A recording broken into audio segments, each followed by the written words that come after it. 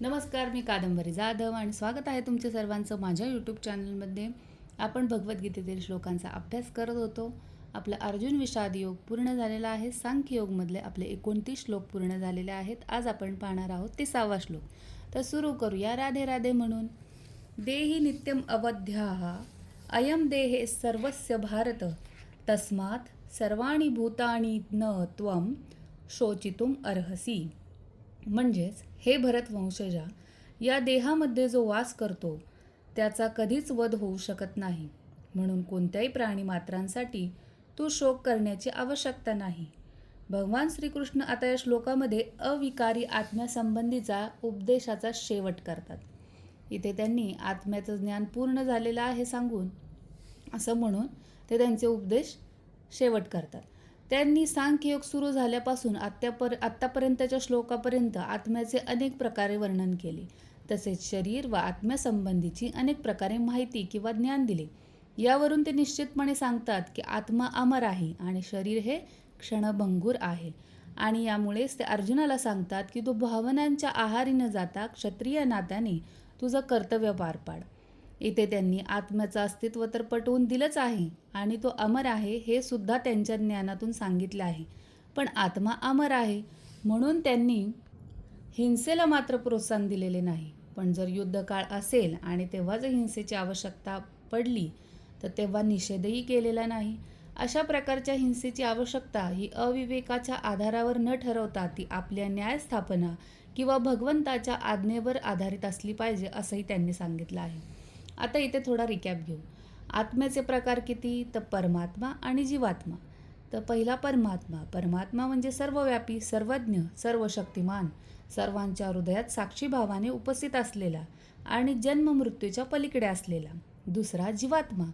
प्रत्येक सजीवामध्ये असलेला, मर्यादित ज्ञान व शक्ती असलेला, जन्म मृत्यूच्या चक्रात अडकलेला आणि कर्मानुसार शरीर बदलणारा.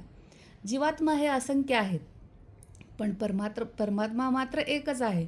यांच्यावरून हे लक्षात येते की नावं जरी बरीच असली तरी परमात्म्याची शक्ती मात्र एकच आहे. परमात्मा हा भिन्न नाही तर एकच आहे.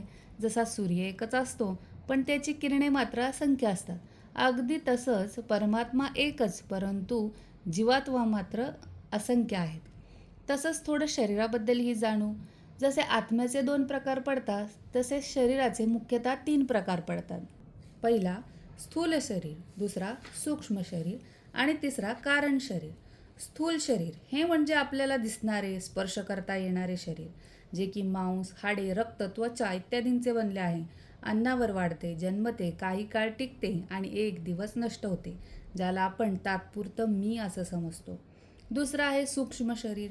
हे दिसत नाही पण अनुभवता येते, ज्याच्यात आपले मन म्हणजेच विचार, बुद्धी म्हणजे निर्णय क्षमता, अहंकार म्हणजे मीपणा, चित्त म्हणजे स्मृती समाविष्ट असतात.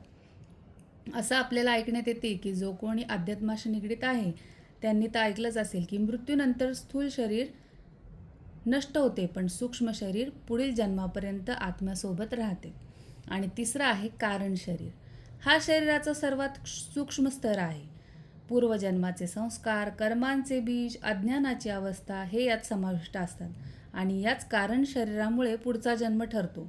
कारण आपले कर्म आणि इच्छा आत्म्याला पुन्हा जन्माच्या प्रवासावर पाठवतात. आपणच आपल्या पुढच्या जन्माचे कारण बनतो.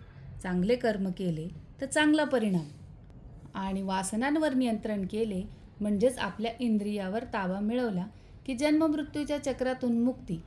जेव्हा सर्व कर्म संपतात आणि इच्छा शांत होतात तेव्हा मोक्ष मिळतो. मग पुन्हा जन्म घ्यावा लागत नाही. एवढीच माहिती, एवढा स्टडी मी गोळा करू शकले आणि जेवढी माहिती मिळाली ती सर्वांबरोबर मी शेअर केली. तुम्हाला कशी वाटली नक्की कळवा. आणि आत्म्याबद्दल जर तुम्हाला अजून काही जाणून घ्यायचं असेल तर मी माझ्या लहानपणी महाभारत ही सिरियल पाहायची. तुम्हीही पाहिली असेल तर त्या महाभारत सिरियलमध्ये जेव्हा श्रीकृष्णाने युद्धाच्या काळामध्ये अर्जुनाबरोबर जो संवाद केला आहे तिथेही तुम्हाला छान प्रकारे आत्म्याचं वर्णन समजून येईल.